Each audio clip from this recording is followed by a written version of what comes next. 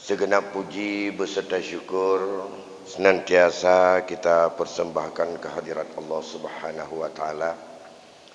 Alhamdulillah pada malam ini kita sudah bisa untuk kembali mengisi waktu antara maghrib dan isya untuk kegiatan ta'lim sembari kita mengharap ada nilai ibadah. Yang pertama ibadah karena kita mendapatkan pahala i'tikaf menunggu waktu salat isya. Yang kedua mendapat nilai ibadah kita berada di dalam lindungan para malaikat andai kata kita tercatat sebagai hamba yang senantiasa ada di dalam majlis ilmu. Semoga perlindungan terhadap orang yang selalu dalam majlis ilmu selalu tercapai seperti yang apa dijanjikan oleh Rasul, agar kita senantiasa hidup tenang, kita penuh kasih sayang, dan kita diberikan oleh Allah keselamatan hidup dari bermacam tipu daya kehidupan yang silih berganti wajahnya, sehingga tak mudah terseret kita kepada sesuatu yang tidak diizinkan dan tidak diridainya. Selawat dan salam keharibaan junjungan kita Nabi besar Muhammad sallallahu alaihi wasallam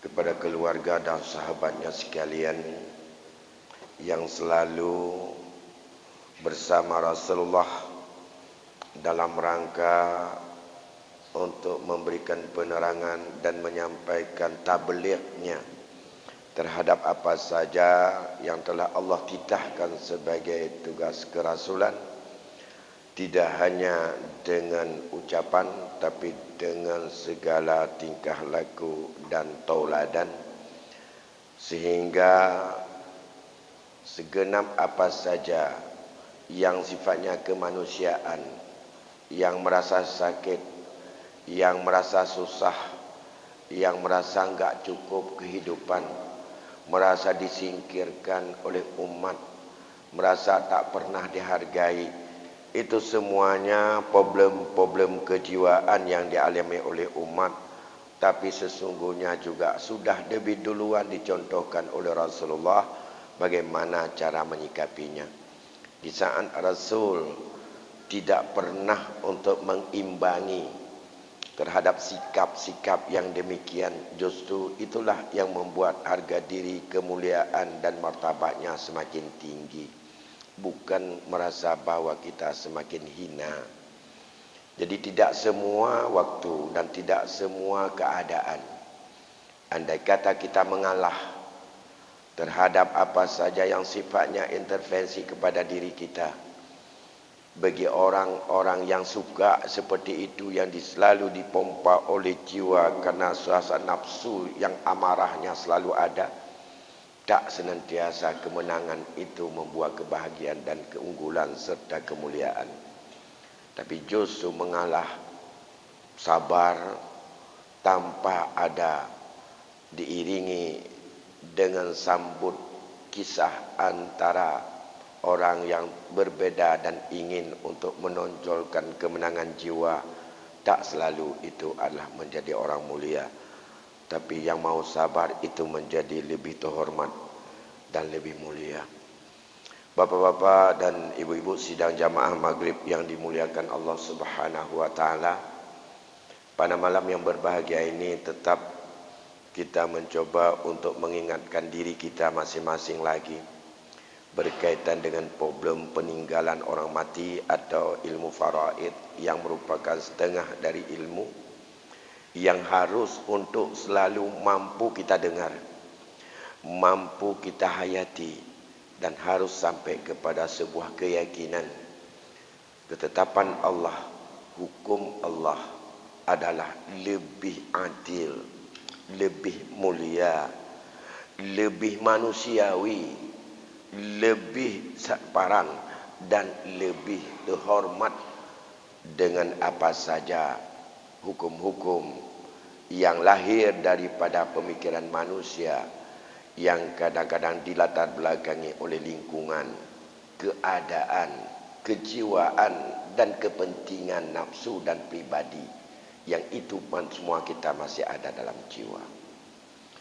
Pada malam ini saya sambung terhadap apa yang pernah kita sampaikan, bahwa cara untuk pengalihan milik orang mati kepada ahli waris yang hidup, ahli warisnya adalah ditetapkan oleh Allah hanya dengan jalan menerima kadar yang telah ditetapkan oleh Allah, atau dengan menerima berapa saja sisa, andai kata tertinggal atau tak habis diambil oleh orang-orang yang telah Allah tetapkan kadar dan bagiannya, atau dengan jalan pengembalian sisa bila enggak ada ahli waris yang mengambil keseluruhan yang disebut dengan asabah, atau dengan jalan karena ada hubungan rahim yang disebut dengan zawil arham, yang di dalam pembagian pusaka zawil arham punya tata cara tersendiri. Lebih dari 3 itu bukanlah pengalihan milik orang mati kepada ahli waris yang hidup menurut ketetapan ilmu faraid atau ilmu waris. Tetapi kalau itu ada, masuk dalam kelompok daripada bab berkaitan dengan ilmu lain. Ada yang dengan ilmu berkaitan dengan hibah, ilmu yang berkaitan dengan wasiat. Hibah dan wasiat di dalam hukum kita bukanlah bahagian daripada ilmu faraid. Tapi kalau hibah merupakan ilmu yang diatur oleh syariat kita, hak kebebasan seseorang ingin memberi kepada seseorang lain selama ia masih hidup. Yang memberi masih hidup, yang menerima masih hidup. Pemberian antara orang yang hidup kepada orang yang hidup itu dilakukan serah terima ataupun pelepasan milik juga di saat kita dua unsur itu masih hidup. Itu kelompok hibah. Bukan pengalihan yang ditinggal enggak sempat dipakai milik orang mati kepada orang yang masih hidup. Ya. Ini dicatat, jangan dicampur aduk. Ya. Hibah adalah sama dengan rubu' lainnya dalam penggunaan harta, yaitu seperti jual beli. Kalau sudah kita jual kepada orang lain, lepaslah milik kita daripada harta itu dan sekarang menjadi milik mutlak orang lain. Sedekah juga demikian. Milik kita, kalau sudah kita sedekah kepada orang lain, saat itu tidak ada sedikit pun lagi kekuasaan, keinginan dan juga untuk memanfaatkan daripada benda yang kita sedekah. Tapi itu ikhlas, betul-betul dimanfaatkan, dimiliki secara sah oleh orang lain. Itu hidup dengan orang hidup. Begitu juga dengan sewa menyewa dan segala macam. Ada hadiah, ya kan? Ada yang sifatnya itu hiwalah, ada muzara'ah dalam bab-bab muamalah. Semuanya itu hak orang hidup dengan orang hidup, bukan orang harta peninggalan orang mati dengan orang hidup. Berkaitan dengan wasiat juga demikian. Seperti yang pernah ada pertanyaan sebelum Idul Adha dulu. Dalam hadis yang diriwayatkan oleh Imam Ahmad, yang hadis Imam Ahmad ini menurut penjelasan dalam kitab Fathul Bari yang dikutip daripada Imam Syafi'i, bahwa hadis ini sahih bahkan mutawatir. Jadi tidak mesti hadis yang perawi Bukhari Muslim saja yang sahih. Bahkan ini lebih tinggi daripada nilai sahih, yaitu mutawatir. Kekuatan hadis yang mutawatir jauh lebih kuat. Di mana Rasul pernah bersabda, apa kata daripada Abi Umamah Al-Bahili, aku mendengar Rasulullah sallallahu alaihi wasallam yaqul, innallaha qad a'ta kullazi haqqin haqqah. Kata Abi Umamah Al-Bahili, seorang sahabat Nabi, saya pernah mendengar Rasulullah sallallahu alaihi wasallam bersabda. Apa kata? Innallaha qad a'ta kullazi haqqin haqqah. Sesungguh Allah telah memberikan tiap-tiap orang yang punya hak akan kadar haknya.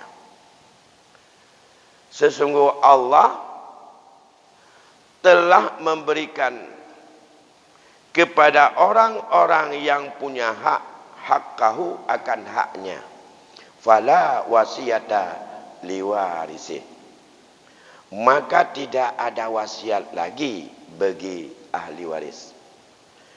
Ini menurut kata Imam Syafi'i yang dalam penjelasan kitab Fathul Barri, syarah daripada kitab hadis Bukhari, bahwa hadis ini bukan tingkat sahih, bahkan nilainya tingkat mutawatir. Jadi kekuatan berkaitan dengan la wasiyata liwarisin itu tingkat mutawatir, lebih sahih dari itu. Lantas, kalau Rasul telah mengatakan Allah sudah memberikan kepada orang yang punya hak akan haknya, pernyataan Rasul itu menunjukkan bahwa setiap peninggalan pemiliknya orang meninggal, Allah sudah memberikan kepada orang yang punya hak akan haknya.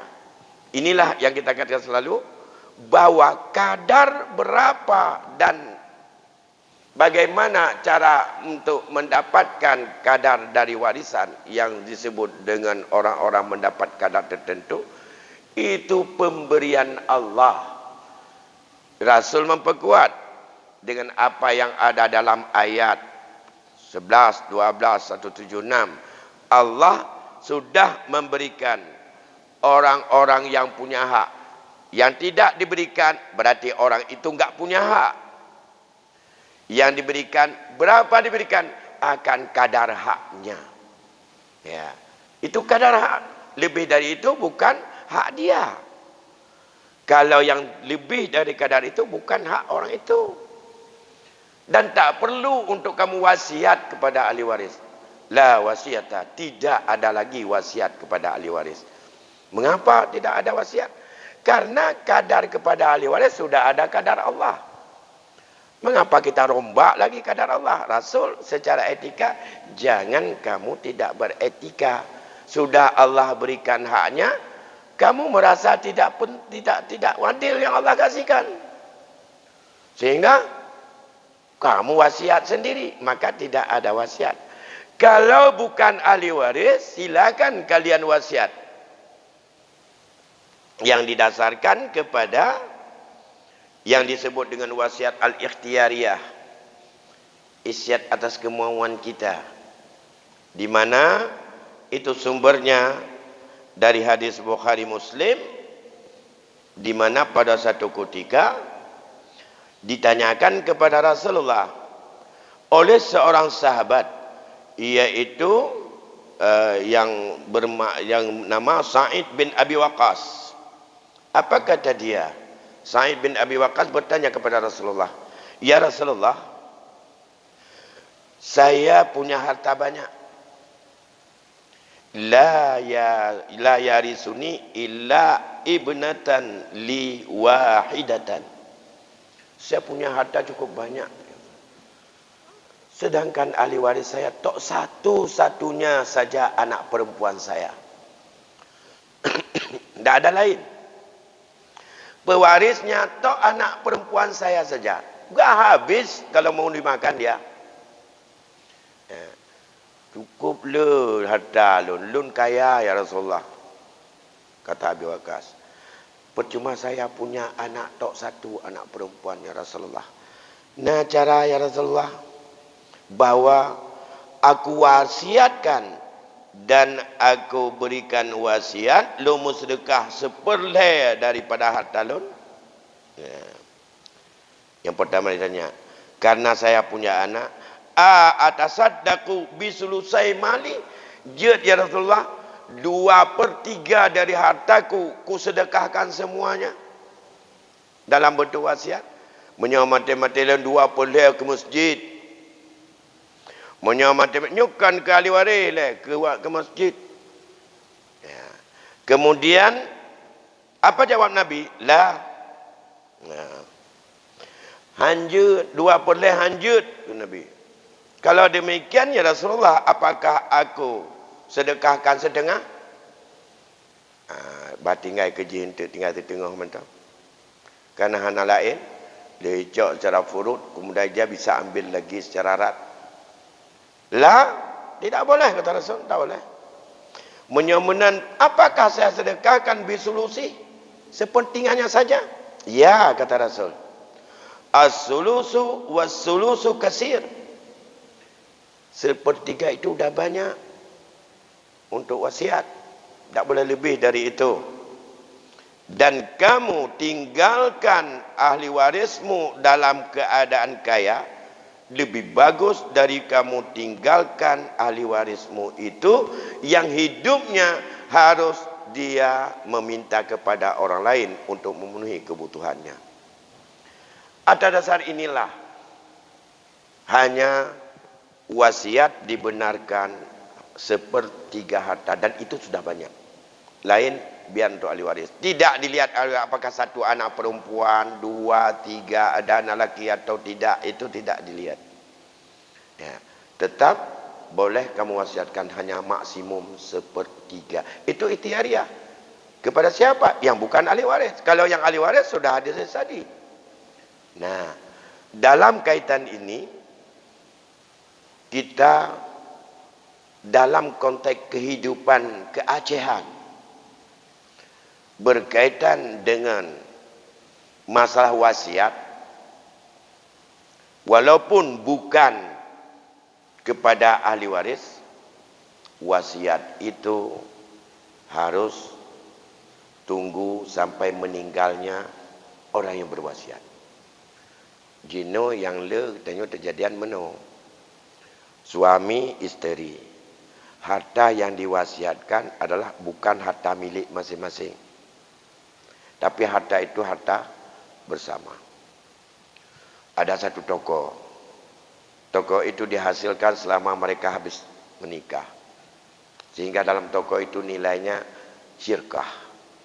Dalam hukum adat kita itu adalah merupakan milik bersama suami isteri. Bedah laka gawati. Nyan meninggal lo nyan toko nyan ke masjid itu. Kaji kamu meninggal tidak.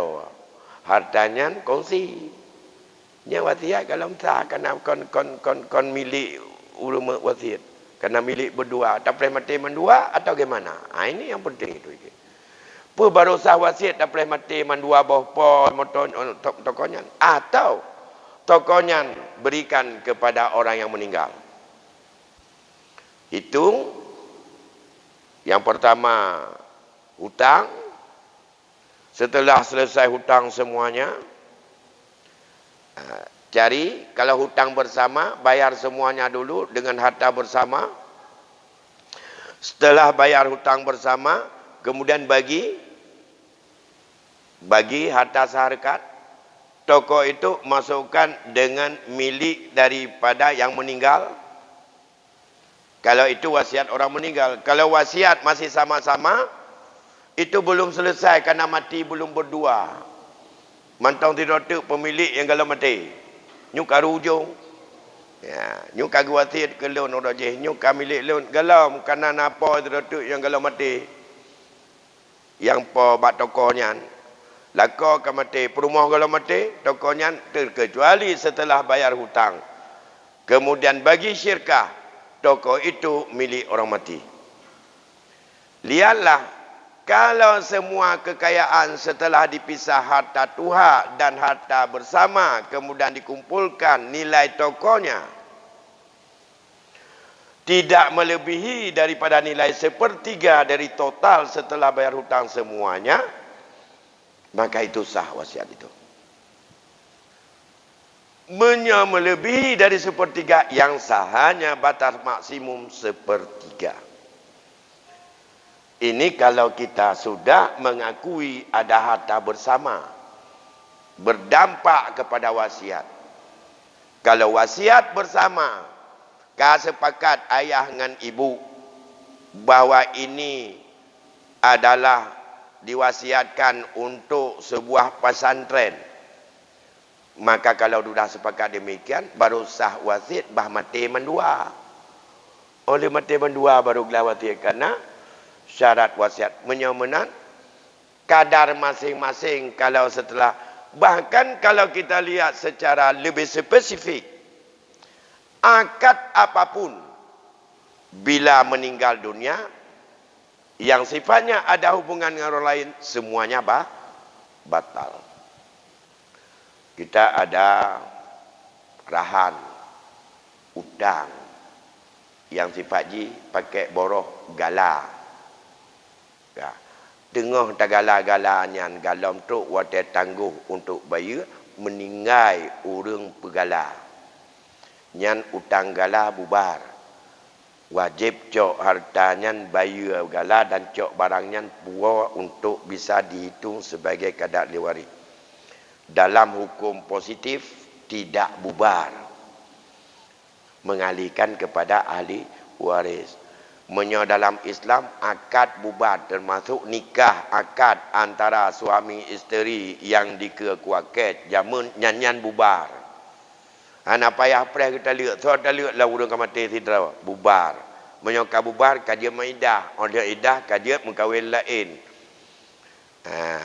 Menyamantang udip dua-dua, bubar ji hanya dengan talak, dengan pasah ataupun dengan khulung. Menyamati salah satu bubar, akad-akad nikah bubar. Akad lainnya juga bubar. Dalam hukum positif tidak bubar. Pemantang yang kana bertanggungjawab kepada ahli waris. Maka menyamanan utang yang ada pada orang lain tidak boleh itu adalah dialihkan kepada keluarga. Yang ada, semua harta yang dia tinggalkan belum boleh untuk diberi kepada ahli waris sebelum lunasi utang. Walaupun kalau untuk tangguh. Tema utang kalau untuk tangguh, orangnya yang bayar mendung. Nah, tamu utang mentuju tanya motor tak apa.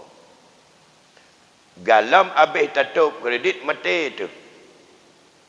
Yang kita cara, urangnya yak pelunas hutangnya nandu. Baru dia tak hitung harta orang mati. Menyahan ada pelunas, maka orang yang meninggalnya ruhun mu'allakun bidainihi. Hartana utang ada pelunas. Kan kalau untuk tangguh, karena tangguhnya kabatu dengan meninggal. Begitu meninggal, wajib untuk selesaikan hubungan manusia dengan manusia. Urang udip dengan urang mati hanali lanjutan, dan pu yang kagak pegat le urang mati hana mengalih ke urang udip. Kerana anak masa usaha kerau. Ya. Atau urang mati mati katnya selesaikan mandum mana ada urusan. Hanjut mengikat menyamanan urangnya sidra urang gemutang di luar jangkauan kekayaan yang wajib bayar tingkat dup kekayaan kenyan. Yang lebih banyak hana wajib bayar. Menyamanan mesina hanjat cok. Hana kebah tapu. Utang 100 juta. Kita hitung semua kekayaannya hanya 60 juta. Yang wajib bayar mesina hanjat cok, haram cok harta kenyan 60 juta. Temah hanapat daduk jak melasah. Laki kama-kama yuk melasah sabah. Inan. Hana rumah. Karena hana ke bawah rumah di Indonesia itu. Rumah yang na awal ke pajuh tagap ngayung rumahnya. Jino rumahnya jok ke gop. Hana ciklah yang 40 juta tu yang gudun kedua kebayang amai ke dah akhirat. Nanti nyan ban. Bantu kan utang dia tapi yang nak ke bahan ke rumah tu mah menyodok belah rumah dapat dua ke anak. Berarti kita nyo orang yang mati nyo hana ada fikir beraka tak utang ke apa amak mun dapat dua anak tu tan. Maka mulai urangnya dia tak miyu ganyan publo rumah bayu utang budak kita nyo cok anak-anak mandum moyo kita nyo laka atau rumah turun di rumah ya dua bak kubur. Mana pada dua kan? Dia kecuali izin untuk tak tewah kan. Yang tanya wajib publo. Nah, apapun semua selesai Quran. Apa ibu yang berbahagia? Masih ada waktu lebih kurang 10 menit lagi. Ya, silakan kalau ada yang ingin bertanya yang berkaitan dengan ini. Belum saya jelaskan menyangkut dengan masalah siapa saja yang mendapat furudul muqaddarah itu dalam konteks ketetapan ayat dan hadis yang kita buktikan dari 12 kelompok yang telah ditetapkan. Itu semuanya bukan ijtihad. Nas yang sahih dan sarih. Baik, silakan.